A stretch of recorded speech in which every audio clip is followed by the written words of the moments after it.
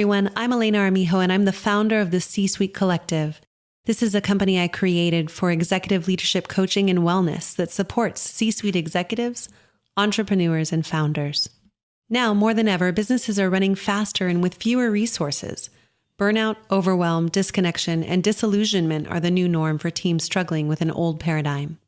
At the C-Suite Collective, we believe deeply that providing massive support for your teams through executive coaching and holistic practices will create an inclusive culture, higher levels of performance, sustainable change, and the organizational impact you desire.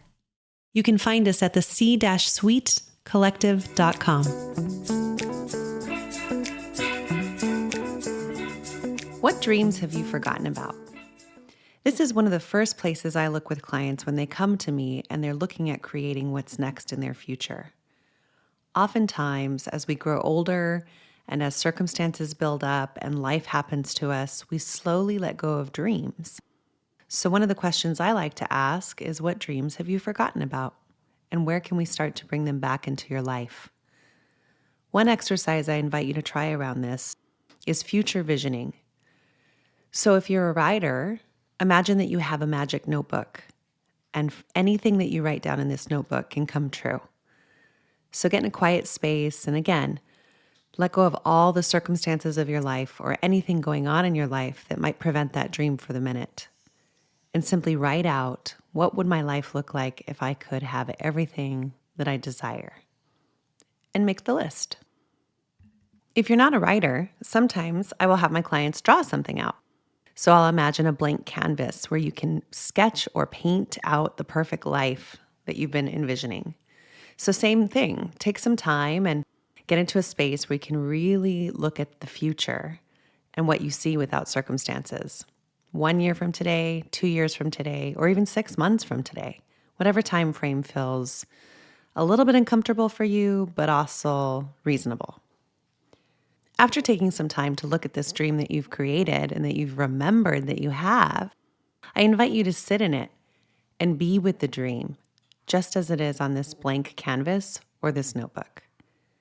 And then imagine if all of your circumstances were able to be overcome or changed or viewed in a different mindset, is the possibility greater of having this dream than not having this dream? Because that's where we want to be. We want to be in a conversation where possibility is larger than your fears. So take some time, try it out, and I hope it brings you back to your dreams.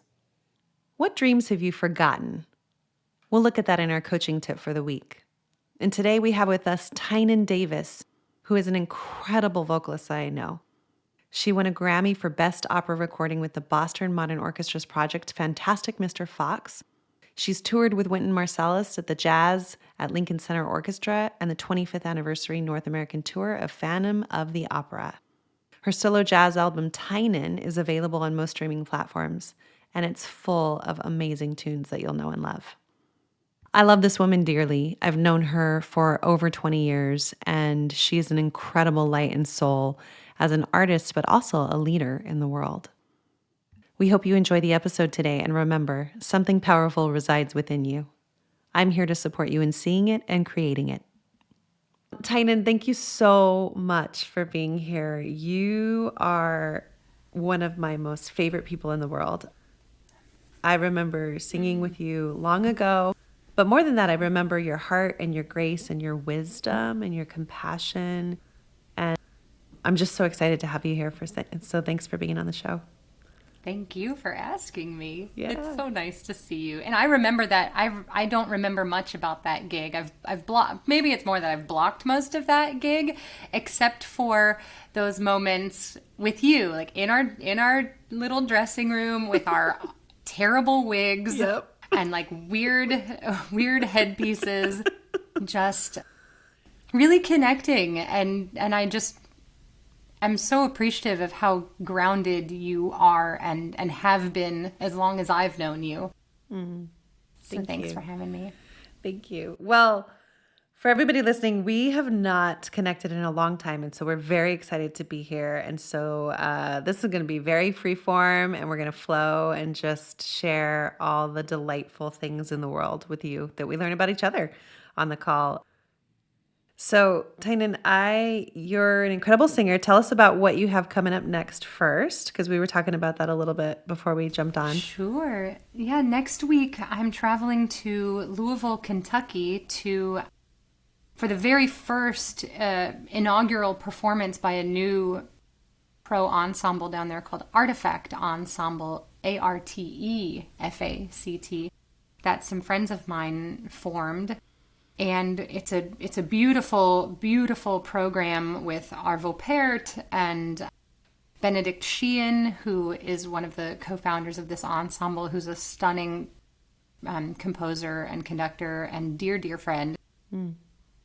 So we've programmed some of his compositions. So he was just recently Grammy nominated for his Liturgy of St. John Chrysostom.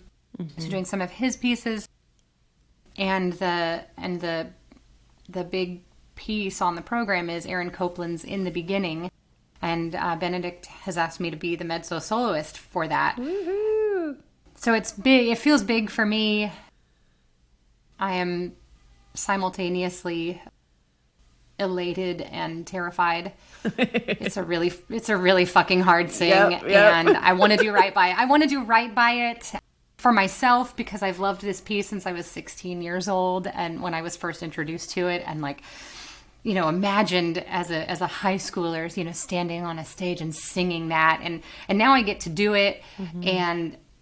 And so there's that game, that head game, where you want to visualize well, so that you can put yourself in a place of success, like in your bones. Mm-hmm. But I also don't want to put too much pressure on it. So I'm currently navigating that headspace of just keep your head down and do the work and trust that you know how to prepare, and do everything you can to just be present in the moment. And then the other part of me is like, but it must be perfect, because they're also going to make a video of it. And so what's that double chin going to do?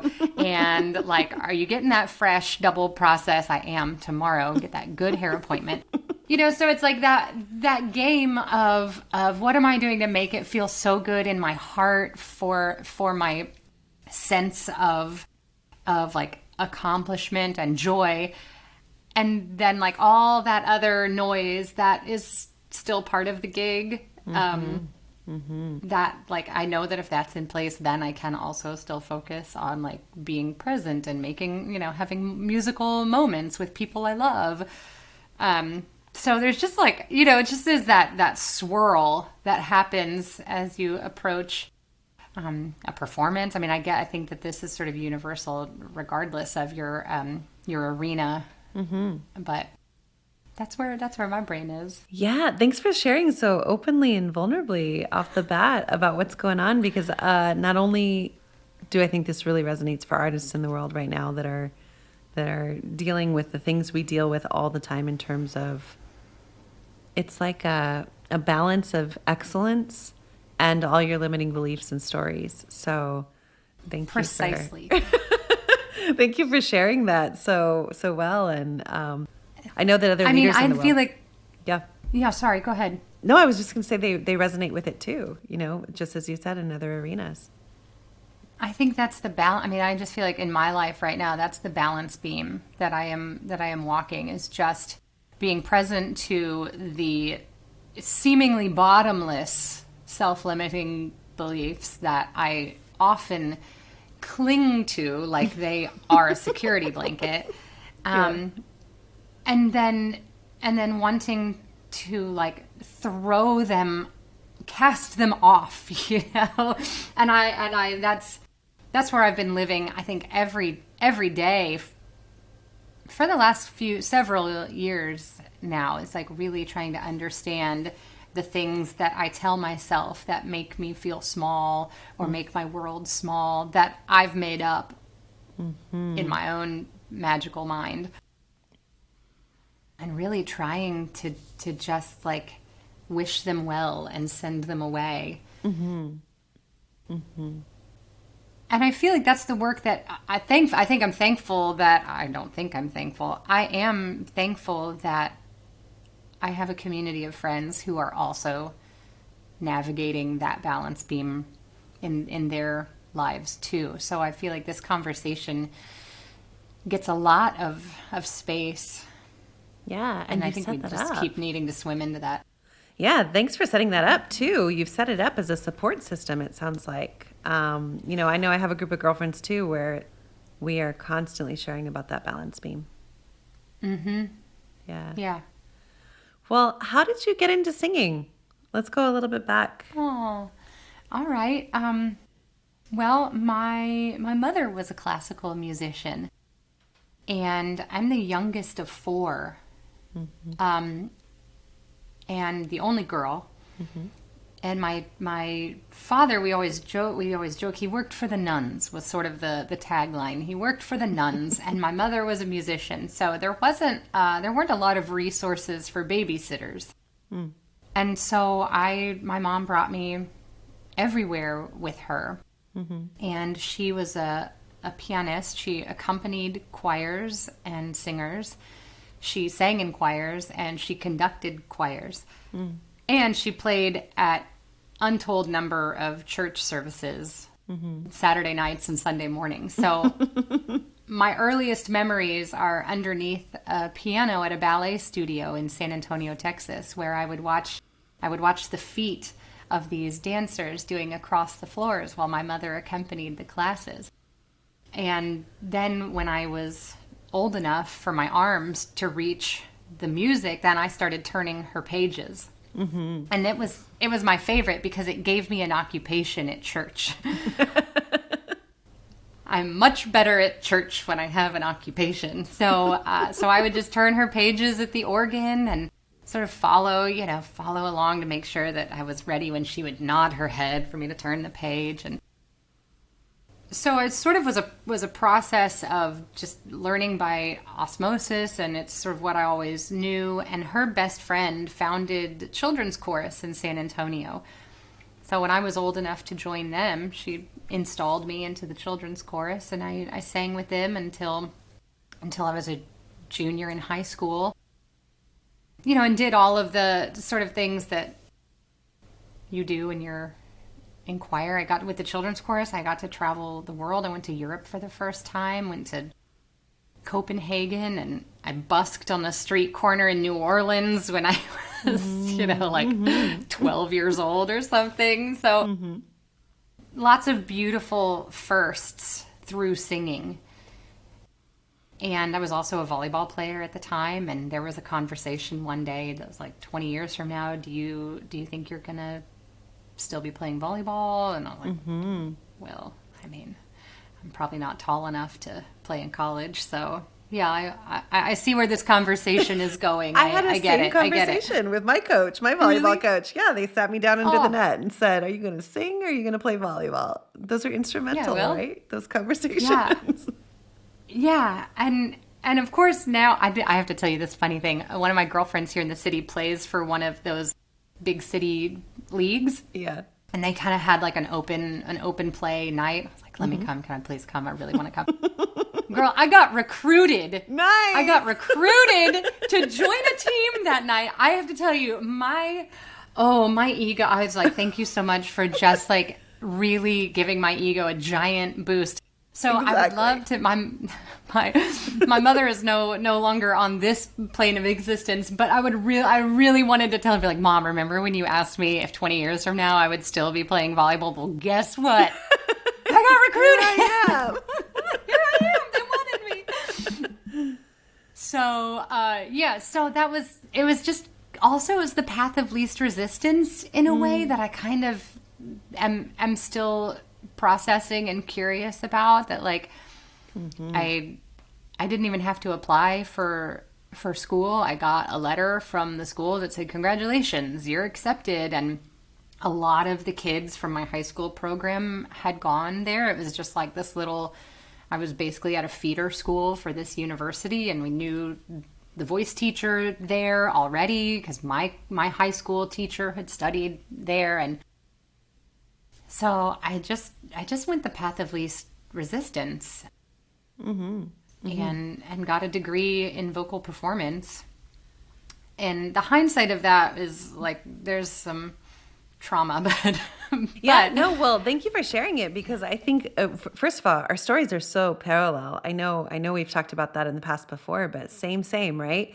when people ask me, why did you sing? And it was like, well, because people said to keep going. And they kept paying me for it. And they kept saying, keep going and do it. And as you said, there's some costs to that later in life that I had to deal with and figure out. So. Yeah, same. And it's funny processing that, because the overwhelming emotion that comes up is like anger and disappointment. Like, why did I go to that school where I'm like, I'm mad that I went to that school. I'm mad that I didn't know I could dream bigger. I'm mad that nobody said, hey, we think you can go to a bigger, better institution. And then of course the other side of that coin is I'm so thankful that I had the teacher. I had my applied voice instructor. It was a great gift. And I'm still pissed off that I went to the school, and I don't even want to say the name of the school because I just don't even want to deal with like, well, we're a good school, all that stuff. I mean, you can look it up. It's not like it's secret where I went to school, but like, I just want nothing to do with that institution ever again. And I can acknowledge that my teacher there was a great, great gift. So it feels complicated. Yeah, well, and that's like, it's such a metaphor for life, right? Like all of the ways that we look at things there's costs and benefits to everything, right? So I love that you're so fully expressed in it, and you're aware enough to know what that feels like on both sides, and you have space for both, which is beautiful. It's been a process. There have been so many days of just like hot tears, about like, and but it's my story, right? That's my story, and that's how I'm telling it, and it serves me, but isn't like the defining aspect of who I am. So, but so then I finished school and I taught in Texas for a few years. I stopped singing opera because trauma, and and then the critical moment was one of the women I was teaching for at a high school in San Antonio. I sort of casually, we were listening to musical theater in her office, and I casually said, like, wouldn't it be so fun to just go to New York and audition for musical theater? I mean, I was just so like, I didn't know anything about anything. And she kind of like, I think she slammed her hand down on the desk in like a very dramatic way, and stone-faced looked at me and said, I don't know why you haven't left yet. Wow. It was so, it knocked the wind out of me, Elena. I had never, people encourage you and they're like, oh yeah, you're good. Keep singing. My mother and father are so supportive of me as a singer, but like no one had ever said, get the fuck out of town. Go. Right. Leave. No one leave. No one had said that to me. And it was so pivotal. I mean, I just still remember that feeling of the wind being knocked out of me, that like I don't know why I haven't left. I didn't know that was an option available to me. And a month later I had a one-way plane ticket and to New York. I left. Yeah. And I never went back. And created a beautiful career from it. My goodness. Well, I'm very proud of the work that I've done, and there have been dark nights of the soul too. Yeah. Yes, there are. As is normal. I mean, that's just sort of the way it goes. But I'm happy I made that decision. It's still one of the best things I've ever done for myself. Yeah. What a beautiful story. Thank you for sharing that. And now, you are a full-time singer living in New York, and you're a mama now. And I want to hear about that journey and that experience. And you're married to a lovely human who is also in the arts. Yes. Yeah. My partner Austin and I met on the national tour of Phantom of the Opera. He was head props on the show, and I was hired as a swing. And on the tour, we were in Los Angeles for my very first week. And he had taken a vacation week to go see if he was going to stay together with his then girlfriend. New job, and you sort of offer these like surface things about yourself to sort of give people a small idea of who you are. I was like, I like cured meats and cheeses, and I like avocados and snobby coffee. And the stage management of that first week was like, oh, you're gonna love Austin. I can't wait for you to meet Austin. You're gonna love him. And I was sort of a little dead inside at the time because I had experienced some romantic heart and was also heartbreak and broke and like wing is, but I'm gonna do it and I'm gonna be great at it. And I don't have time, so I didn't know the job I was getting into and was like, you don't tell me who I'm gonna love. You don't know my life. I'm here to work. You don't know my life. I'm here to learn how to be an amazing swing. Sure, he's lovely. Great. and then the second week he got there and I was like, oh, this is fine. I don't need to worry about this guy. I'm going to just go ahead and like keep my head down. And I think because I was so shut down and also incredibly unfiltered that he just got all of me from the get-go, all of my sass, all of, my anxiety, all of my silliness. He just got all of it. And he is also sassy and silly and incredibly talented and great at what he does. And so then there was like a talent crush that just sort of happened, but also like I'm here to do my job and make money because I don't want to be a broke singer anymore. And so he wore me down. It took about 4 months, but he wore me down. And which like in tour years, 4 months is years. We just our baby just turned 3 yesterday. Wow. And so we've built this sweet little family here that started on the road and has transitioned to the city very nicely. And yeah, it's good. It's good. He's a Broadway props maker. He's working on a couple of shows right now. And Ambrose, our son, is funny and stubborn and smart. So I'm so thankful for our little family unit. It makes those New York City beatdown days tolerable. And what a beautiful name, Ambrose. Thank you. I'm sure there's a story behind that. Do you want to share anything about it's like, how much time do we have? I feel like I have a story about everything. He, we wanted him to have an uncommon old name. And our favorite restaurant in New York City is Momofuku Ko down on the Bowery. And we had a 3-hour lunch there one day right before Austin was about to start a show. And we were not going to like get to have a 3-hour lunch for a long time. I mean, what luxury. We don't go on vacations. We take ourselves to 3-hour lunches. It literally, I'm feeling it. I like the same thing. And we just fell in love with the restaurant. It was our first time there. And there was just sort of this immediate mutual respect and affection for the whole operation there, because I feel like restaurants are like theaters. It's service industry, but it's, the most excellent and educated and trained people doing the thing. And the sommelier at the time there, his name is Ambrose, sort of embodied all of these characteristics that we sort of dream for our own kid, just kind and hospitable and incredibly smart and curious and funny. And so it was just sort of like, oh, that's a nice old uncommon name.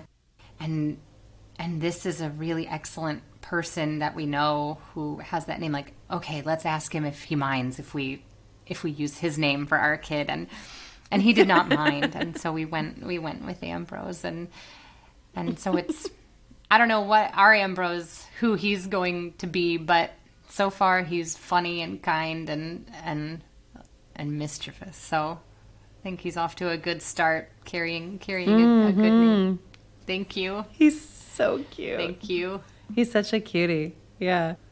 Well, I'm curious. So you have a young one, and have just been through 2 years of a pandemic with no end in sight. And now the world also has a war going on in Ukraine. So what's that been like as the experience of a singer for yourself and a leader in the motherhood is humbling in a way. Like, I mean, I thought being an artist in the world was humbling, and motherhood has deepened that feeling. And for me personally, I go back and forth between feeling like our child is like the greatest thing it will be the greatest thing I can do to like help him be a human in the world. And oh my God, why did I bring a human into the world? And but I will say the humility aspect of motherhood has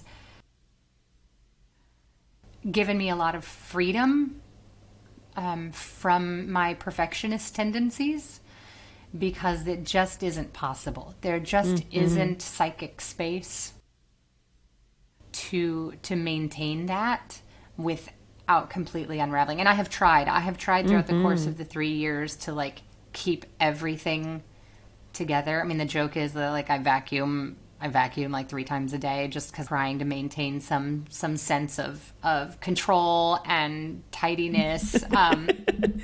What's the word I'm looking for? Where you just sort of a release of sorts from the game of perfection. And then with the pandemic, I mean, Ambrose, he's so young that he doesn't necessarily know what being in a pandemic means. I mean, his first birthday party was the bulk of our friends' last social outing before everything shut down. So he doesn't really know what it was like before he was wearing a mask every day all the time. Like he's so easy and amenable to the situation because it's all he knows. For me as an artist, the pandemic was an opportunity to really fully metabolize that my value is not in my content, and my value is not in what's next on the calendar. And that beautiful. That was a weird feeling to process, because of course, like we didn't go. That's just, we don't go into the arts thing like, well, I'm going to be a big superstar, and not what it's ever been about. But then you sort of feel the pressure around that, because that's the question everybody asks. What's coming up? What's next for you? What's next? What's next? What do you got going on? What are you doing now? What do you have going on? I'm literally like trying to get out of bed. Like I don't know. Yeah. I'm changing a poopy diaper. Like that's what I've got next. Like the kid's gonna go. So there's been, for me, that's the silver lining of like being forced to sit with, I have no job. So who am I going to be? Who am I? Oh, guess what? I'm just still me.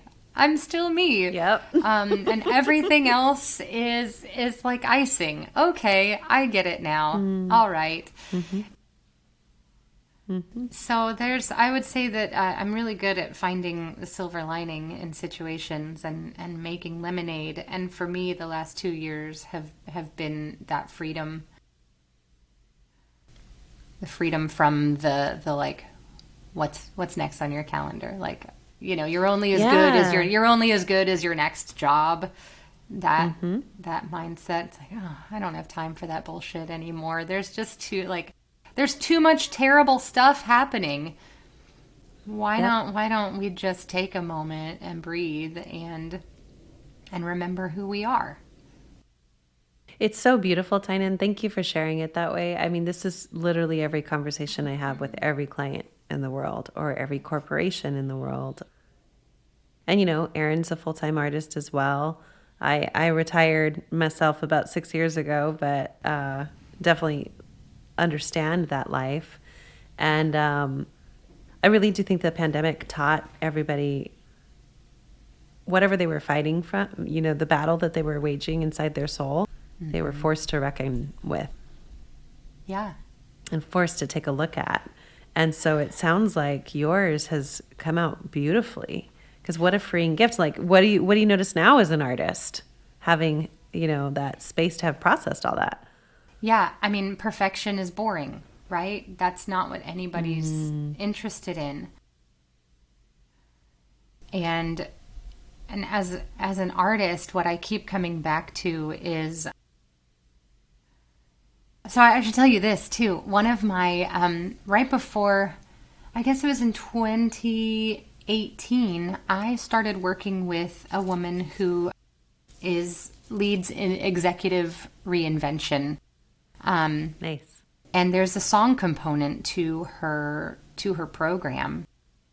That's so amazing. You would love it. You would love it so much. It's such a beautiful tool because what are the nuts and bolts of singing a song but breathing, being present in a space, and like saying what you mean and meaning what you say. Which I think anybody who leads an organization or is trying to make the impossible happen needs to remember those things. But what in the work that I've done with her name is Tracy Goss. The work that I've done with her, what I keep seeing over and over again with these very successful people is that there was you know, this aspect of who they were when they were kids, right? That was like pure and fully expressed and like coming from a place of curiosity and joy, that then like the world started to get in the way, and the world, you know, creeps in over time, and then you put into place these structures about how things should or should not be. And then you're just playing this game of continual, you know, improvement. And what I've noticed is that when you can find that thing that reminds me of who I was before the world got in the way, there's where the magic happens. There's where, you know, you're fully self-expressed and like unconcerned with like what the person next to you might be thinking, because you just don't know any better, right? You're like, oh, I have a kid, and right. This is great. And so that's what I keep coming back to now more, is like my 13-year-old self, you know, tucked away in my room where no one could see me, and I was like playing with clothes and singing loudly along to, you know, the Barbra Streisand Back to Broadway album. Like I just knew I knew who I was then, and didn't necessarily show her to anybody. And so then I didn't, like my almost 43-year-old self is just now fully embodying my 13-year-old self who knew some shit. And that has been, that is so exciting for me, because I just loved that little girl. Like she was wearing neckties to her like volleyball team photo. Do you know, like I knew some things. Move over, Diane Keaton. Like 13-year-old Tynan was in a necktie too. Okay. Like I hadn't even seen Annie Hall at that point. But you know, so I feel like this is it. Like how can we get back to that version of ourselves that just was wide-eyed and like not yet beaten down a little bit by whatever circumstances creep in over time, you know, or maybe they don't creep in. Maybe these circumstances are like, you know, fire hosed upon you. But so that's where the bulk of my like artistic self is trying to live, like now. Yeah. It's so refreshing. Thanks for sharing it because I think that's all humans. They're all trying to get back to that space of trust and authenticity and remembering who they were without all the rules. Well, like, I didn't even know that I had forgotten, though, truthfully. I didn't even know that I had. We don't. No. How would you? No. So I don't, I'm still swimming in it. It's not like I don't have anything figured out. I would like to also say that. But that's the magic, right? That's the magic. That's because we don't need to have anything figured out. And I think that what I'm getting from what you're sharing with everybody is that you said something really brilliant, that perfectionism is boring. It's and so boring. It is, because it cuts That's out right. so much experience of your life, of you being in the world and the mirrors that you see around you. So it's just a really beautiful mess to be in all the time on purpose. That's right. To just sit in it. Yeah. It's nice. Yeah. Playing in a sandbox. Oh my gosh. Well, you're such a gift. You sound like a coach, by the way. So. Well, that is part of half of my professional life. When I'm not singing, I'm helping other people do it. So, you can't help but find these teacher, coach, mentor. That's it. We all need to hear it, though, right? Yeah. I mean, everybody needs a coach. Everybody needs an editor. It's like we all need each other. We do. We need humans. We need connection. It's so true.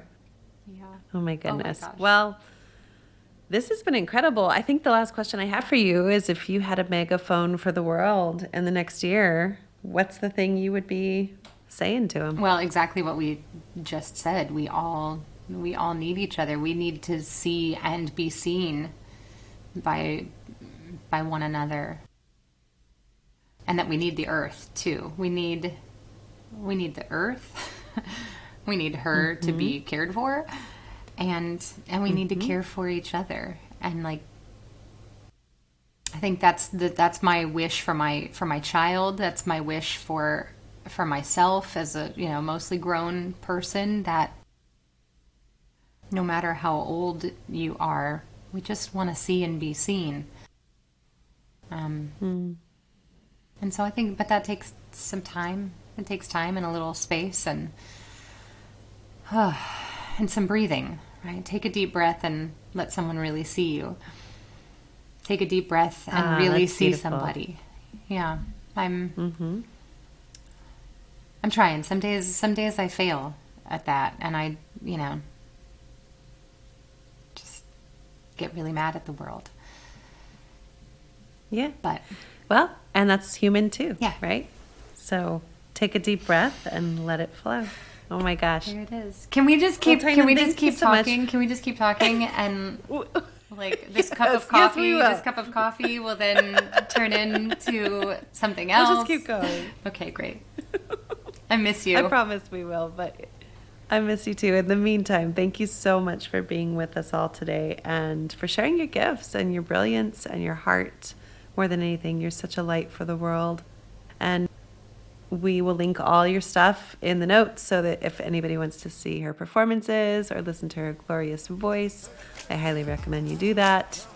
And you're a gift. Thank you. If this conversation sparked something for you, let it move through your week. Take it with you. Take on one small action to move the ball forward. And if you want to join our community of leaders who are daring to lead with courage and heart, you can find that at www.elenaarmijo.com or www.thec-suitecollective.com.